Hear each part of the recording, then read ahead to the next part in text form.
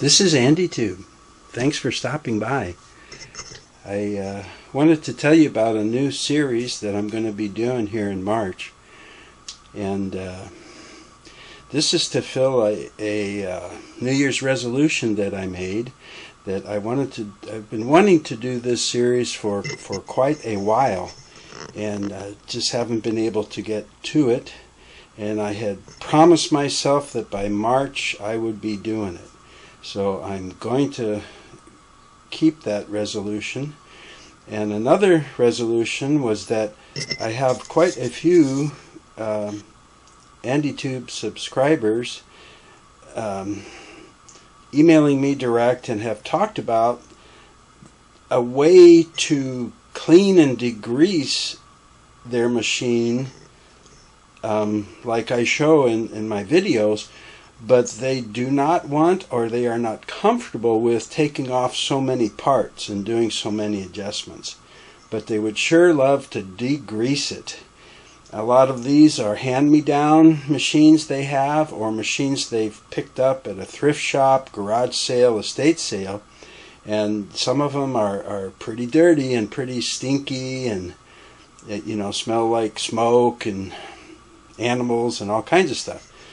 So I had said in my mind that I wanted to do that. So I'm going to do it. And the name of this series is going to be Coco Goes to the Spa. So it's not going to be a full restoration, but an abbreviated, maybe easier cleaning method for a lot of people. And this, let me get this open here. Oh, did you see that arm come out? I've wanted to do this machine for a long time. So, ladies and gentlemen, this is Coco. Coco is a Singer Model 301A. And she's not the light beige oyster white like the 403 and 404 models. They do make that color scheme in the 301, but this is a little bit more darker beige, and that's why I call her Coco. But she is a 301A, and I'm going to take her to the spa.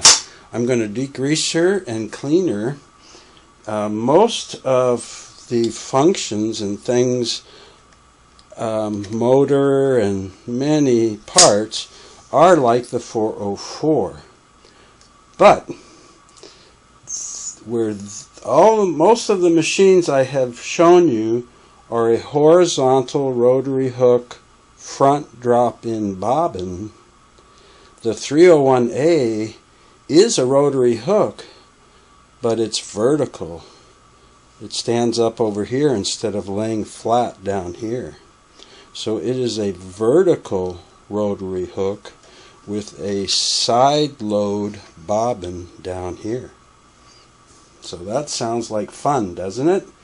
And I've always wanted to take the entire hook system off one of these, because my understanding is it's interchangeable with a 221, and I even know a couple people who bought a pretty beat up 301 just to get that original hook and bobbin case to put in a 221.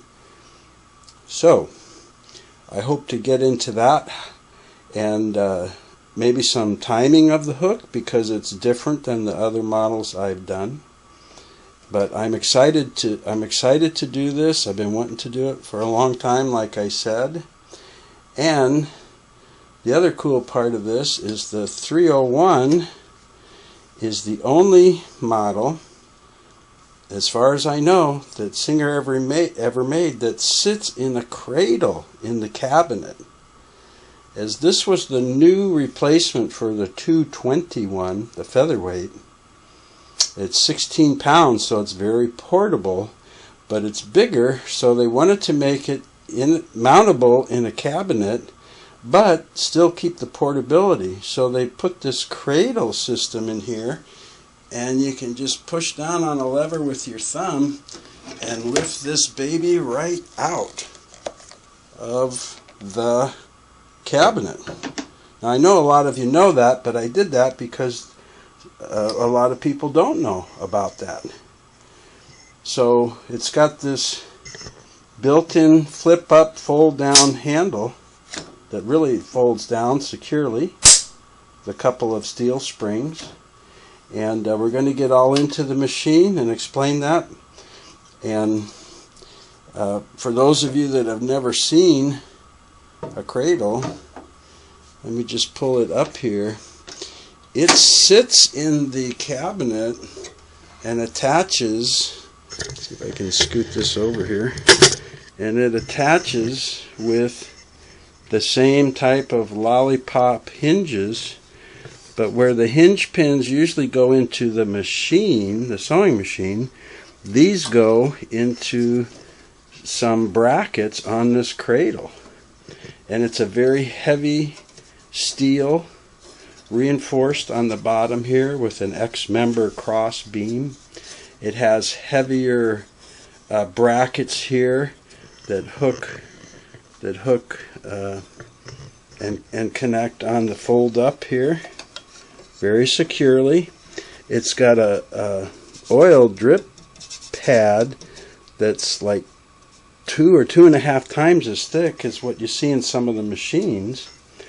And this is the little thumb lever that you push down. It's got a spring under here, so when you want to release the machine, you push this down and it releases the front of the machine and you lift it out.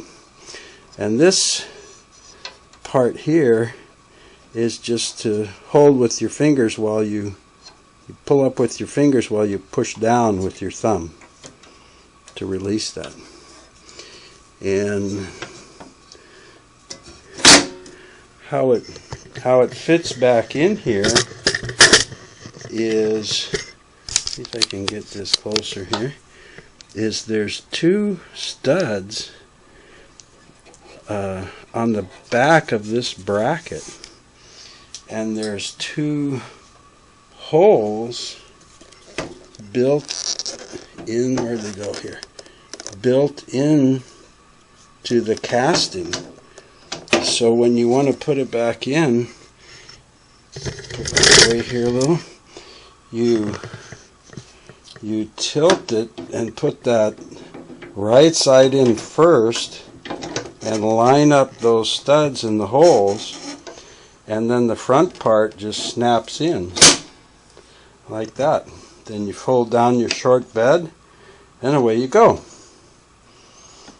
And remember that spring-loaded release I told you about? That is what holds the front end in place. So it's nice and secure. And then when you want to release it, put your fingers here, put your thumb on the release bracket, push down, grab the handle, lift the front end out of the bracket, then move it a little to your left as you pull it off the studs. Hey. Oh, Coco, it's finally your turn. I hope you tune in for this, excuse me, for this series. I'm excited to do it, and I think you'll enjoy it. And you might learn a few things about the 301 that you don't already know. So watch for it coming soon. Thanks so much for checking out AndyTube today. See you next time. Take care.